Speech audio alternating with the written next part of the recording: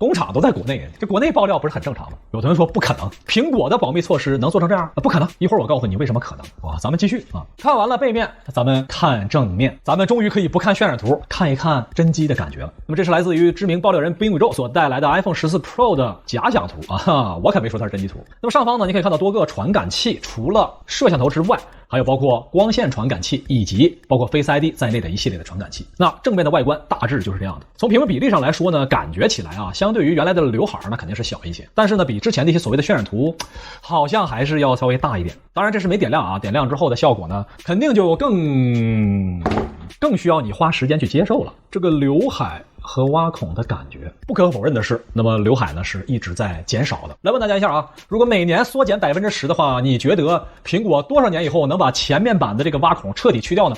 有同学说一年10%，10年就可以完全变成完整屏幕了。那不对呀，你要这么算下去，它永远也缩不到0啊，对吧？每年缩减10%，那永远也不可能消失啊。下一个，光看屏幕外形没用，屏幕是服务里面显示的画面。注意，这个画面呢，就是目前从开发版的固件里面得出的 iPhone 13和 iPhone 14的细节变化。上方白色部分 iPhone 13，下方黑色部分 iPhone 14。可以明确的告诉你的是 ，iPhone 14的图标位置往下挪了。坦白讲，这不是个好消息。为什么？现在这个位置你可以看到它的图标呢是紧沿着刘海下方的，也就是说新的挖孔出来之后，这个空间啊不但没多，反倒还往下呀占用的更多了啊，就是又往下串了，越占越多了，属于是你认。另外呢，有一同学还问我呢，说你以前经常吐槽 iPhone 的信号不好，今年 iPhone 14信号有没有增加呀？你说呢？我说有增加，你信吗？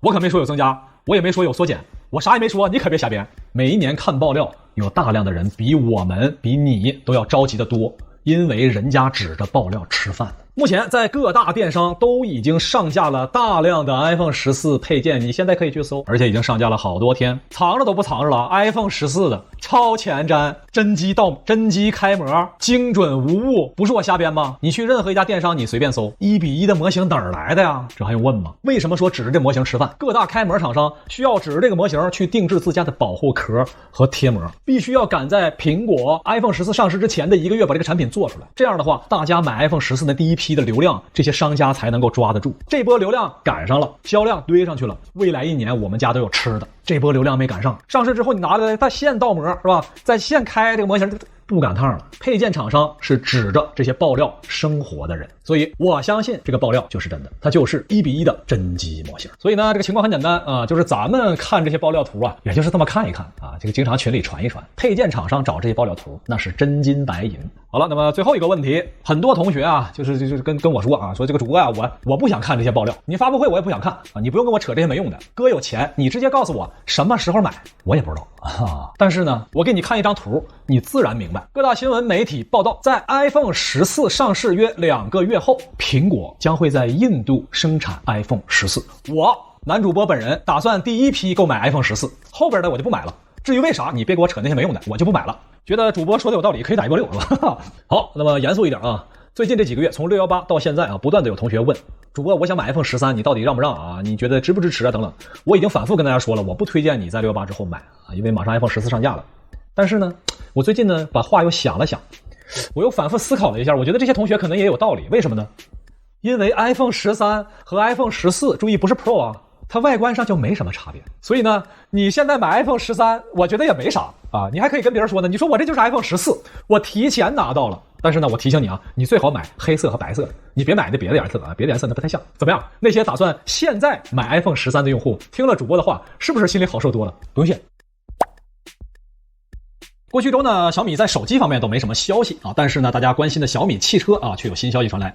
多家权威媒体报道啊，说这个小米被曝光可能和北汽集团来商量联合造车。那么这个新闻出来之后呢，北汽集团所属的几只股票啊疯涨。我们可以分析一下这个传言。这么说吧，如果你是雷军，你希望小米汽车什么时候上市？看一下同学们弹幕。那毫无疑问呢，越快越好。咱们都知道啊，你这一个人家里边你可能买几台手机，但是车一般来说就1-2台也就差不多了。所以越早进入市场越有优势，要不然你这别的人友商都卖完了，对吧？你再便宜，那人家也不可能再买了。但是什么时候能上市，可不是那么简单的一件事。汽车它可是个实业，它要造起来可不是一点半点。咱们之前详细分析过，一些传统车厂从无到有啊，从零开始，一般来说的时间呢，大概是10年左右。啊，国内的很多汽车厂啊都是这样的，10年啊第一辆整车下线。那么最近几年呢，新势力造车热，不少其他行业领域的巨头企业进入到汽车的行业，那么就有第二种方式，联合造车啊，就是我们可以收购一家啊，或者是深度介入一家企业来投资它，由它来代工生产，我来负责设计制造。很多新势力企业都是这种方式。那么这种方式呢，要成长呢，大概需要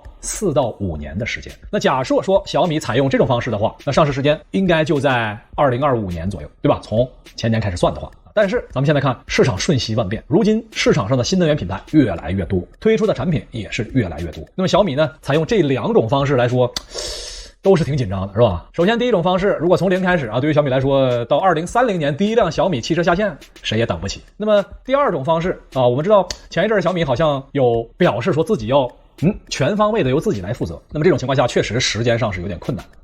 所以从最近这段时间，这个爆料表示说小米可能会联合北汽啊，或者其他厂商，咱们不知道啊，只是说联合某一家现有的整车厂来制造，我觉得可能算是一个比较理性的选择，因为只有这种方式才能加速小米汽车的上市。现在已经是2022年了，那么基于以上的推测，大家觉得小米汽车会在哪一年上市呢？可以打在弹幕上。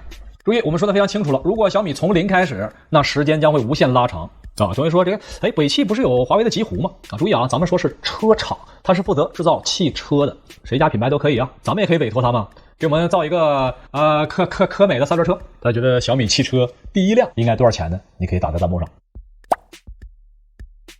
来看华为啊，发布会已经定档9月6号。说实话，这比咱们早前江湖上的各种传言晚了9个月的时间。去年年末的时候就各种传说 Mate 50要上市，咱们说不太可能，因为华为采用的是1年1旗舰的策略啊，所以不可能去年年末。那么现在定档在9月6号这个时间节点啊，个人觉得呢还是挺有挑战性的，因为就在1天之后，苹果就会带来 iPhone 14，华为对苹果啊，看一看谁更能吸引大家关注度。那么这次发布会上面呢，我们可以看到突出的重点，一个金色的圆环，显然这是华为天圆地方的星环设计。那下面咱们就一起来看一看网传的真机图。注意啊，这个不是金色的环，是一个银色的环。但是呢，你可以看到很多的机身细节，比如说机身上面有一些素皮材质的纹路。那想必呢，这个应该是定位在高端的华为 Mate 50 Pro， 这样一个比例也很符合我们对于华为以往机型的一个印象。那不废话了，咱们就直接真机图对比一下。这边 Mate 50，这边 Mate 40，这回 Mate 50，你觉得颜值如何？满分100分，你打几分呢？ Mate 50真机图是吧？明天各大媒体咔就来个报道，主播提前泄露 Mate 40真机和 Mate 50对比下来的话呢，感觉上是星环有一点点放大。从目前已知的信息呢，一共是4个配置，它们分别是直屏的 Mate 50，曲面屏的 Mate 50 Pro， 金色圆环主打影像的Mate 50 Pro Plus， 特别镜头圈设计主打保时捷设计。4款机型的覆盖价位段参照往年 Mate 40的价位段，可能会在4000、6000、8000、12000。来问大家一下，你觉得哪一款机型可能获得最好的销量呢？可以打在弹幕上，1、2、3、4。好了，有人说你这个不能光看外观呐，有没有点产品配置上的信息？有的。根据 Eric 洪爆料啊，这个啊，我可没说它是啊，可能是华为 Mate 50的可能的工程机。从镜头排布以及居中位的闪光灯来看啊，大概是这样的。那这张图它有什么特点呢？我们还得继续放大看。当我们继续放大镜头圈的时候，你会发现它的镜头周围不是圆形，而是6边形的。这透露出什么信息呢？这透露出华为可能会采用可变光圈，也就是模拟我们传统的镜头是由多枚镜头片通过环形放大去缩减它的镜光孔径来控制光圈。有人说你这看这一张图后边全靠编，主播你也太能编了，主播一般不瞎编。这是早前爆料出来的华为专利图，旋转结构，向外旋转扩大光圈，向内旋转缩小光圈，再结合这张图的放大图片，是不是主播没瞎编的？毕竟啊，今年呢华为没有了自家麒麟芯片的加持，很大程度上呢要依靠自家在影像系统方面的自身的实力，而不是。所以今年的影像系统是华为的重中之重。来问大家一下啊，你觉得目前手机市场当中，你心目当中啊排名第一的是谁？大家可以打在弹幕上。看完了影像系统，当然就是芯片的部分了。那首先呢是通信芯片，很多同学问说，华为这次真的是采用 4G 的芯片吗？真的没有 5G 吗？这个咱们之前已经说过多次了，因为美方制裁的原因，华为确实没有办法去使用 5G 芯片。如果你不信的话，咱们可以来看一看最新爆料的内容。这是一份网上泄露出来的电商销售图片，购买华为 Mate 系列的老用户啊，有一些补贴措施等等，对吧？比如说赠送保温杯啊，赠送专属礼包。注意在下方有这么一条，加钱赠送799元的 Mate 50系列 5G 壳一个。当然这是泄露图啊，还不是最后的啊，我们只是找到这么一张图片。这是不是说明也许我们猜对了呢？咱们来回顾一下1个多月之前主播曾经说过的话。Mate 50呢，大概率还是 4G 芯片。那来问大家一下啊，你是否会考虑购买一款 4G 芯片加5G 通信壳呢？会的同学打个1啊，不会的同学打一2，看一下同学们的弹幕。我这边给华为的建议呢是，能不能考虑直接赠送一个5G 通信壳？男主播居然猜对了，除了通信芯片，那当然还有核心的处理器。从最新的入网图片来看，这边将会采用的是高通骁龙8阵1的 4G 版本啊，这是目前能够得到的信息。除此之外呢，可能还会有一个入门的 Mate 50E。啊，就是低端版本，那么搭载的是高通骁龙的778G 啊，这就是芯片的部分。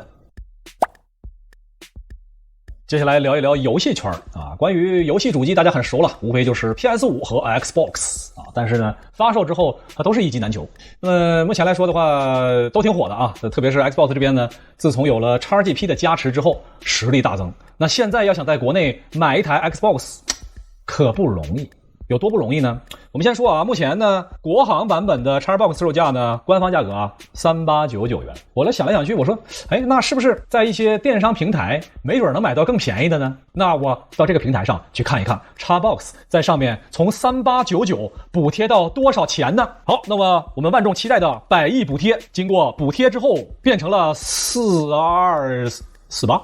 玩游戏和不玩游戏的都沉默了，这是我第一次见到把100亿补贴都给打败了的，这还补贴了650块的情况下。有人说有这么夸张吗？我不带你这买不就完了吗？我去官方平台买可以啊。咱们一起来看一看微软官方平台售卖的情况。微软在8月18号到8月21号开启了全国公开售卖，拿出了所有的存货，高达40台，大家呢可以抽签购买。公开公正啊，微软官方啊。那么刚刚呢，微软也发布了抽签的结果，经过官方查阅，那么参加购买的一共是48000人，我们剔除掉了那些已经买到的人，最后中签40人，中签率高达8%，恭喜啊！以下幸运儿获得了 Xbox Series X 的购买资格，害怕了没有？我好感动啊！什么叫良心？绝对的童叟无欺。有同学说，你可别老黑人微软了，你这不还有0.08%的中签率吗？是啊，我也不想黑他呀。让我们来查询一下阴阳师是吧 ？SSR 的概率1%，原神 SSR 的概率0.6%啊。这个 SSR 就相当于原神的那个是吧？5星是吧？和微软比起来，这阴阳师和原神那都是良心呐，感动的我眼泪都止不住了。黑神话悟空啊，这1年1度啊，8月20号，黑神话呢终于又放出了一段动画，你这年更动画了，属于是哪有你这样的？你这是啊，当然今年还是比较良心的，官方放出了女妖精，还和英伟达官方啊联合推出了另外一段实机操作，所以呢还是挺良心的嘛。从这个视频来说呢，还是有不少的亮点啊，也有很多的实机操作的画面啊，感觉还不错，而且呢也感觉啊，距离最终能玩上也是越来越近了。那有人说，这你有啥吐槽的呢？我就不信主播你这还有吐槽的吗？还真有啊，我给你看看啊。来问大家有没有看黑神话悟空这个年更番？大家有没有看最新的演示啊？看过的同学打个1，没看过的同学打一2，没听过不感兴趣打一个3啊。1、2、3，看一下同学们弹幕。我看他啊，我还真有点槽点想说。你瞅这个游戏，这个是第2段实机演示啊，就是实机操作的画面和敌方 BOSS 对战。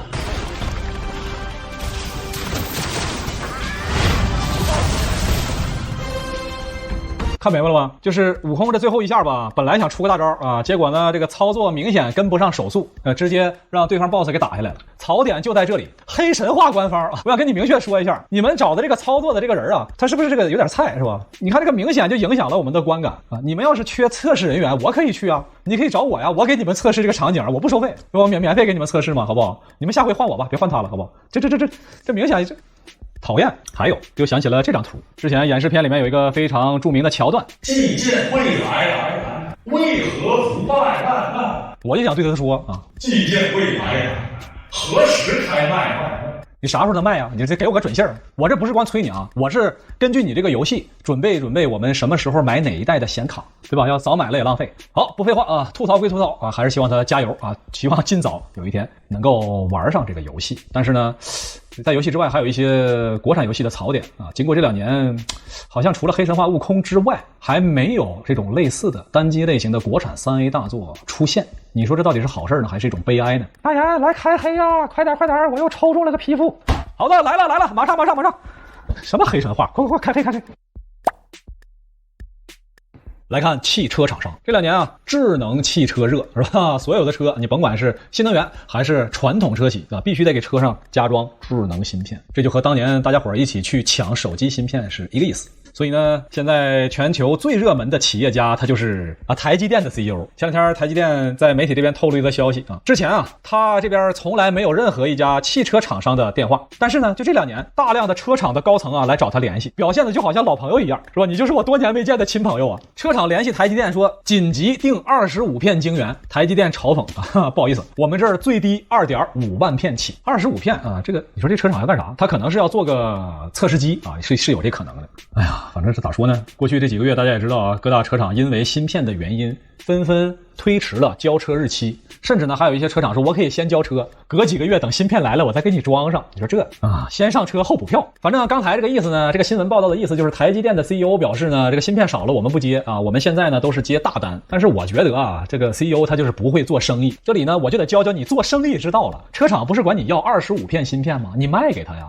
你刚才说2.5万片才起订，你可以把这25片芯片报2.5万片的价格，不就完了吗？到时候你把25片给他就完事儿了呗，就这么简单。其实一点也不会做生意，学会的同学可以打一个6是吧？